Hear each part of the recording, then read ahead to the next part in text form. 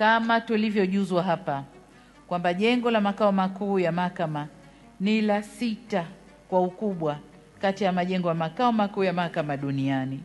Tanzania tuko pazuri sana na tuna haki ya kutembea kifua mbele, na ni la kwanza barani Afrika. Nani kama Tanzania? Nimeshuhudia wingi wa ofisi katika jengo hili kwa ajili ya mahakama kuu na mahakama ya rufani. Nimefurahi kuona ujumuishi, inclusivity, kwa kuhakikisha kuwa mmetenga ofisi za maeneo kwa wadau muhimu wa mahakama ambao wako katika mnyororo wa utoaji haki.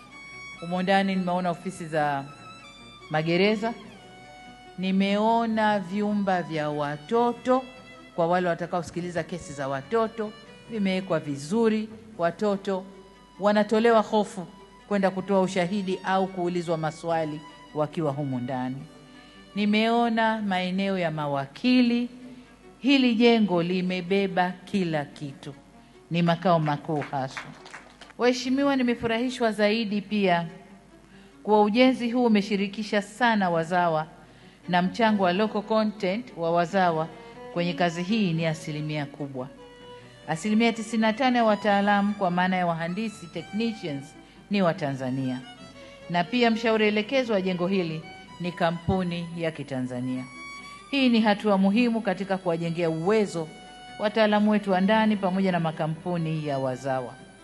Niombe wizara na taasisi nyingine za serikali zizingatie umuhimu wa kuwashirikisha wazawa katika miradi mikubwa kama hii.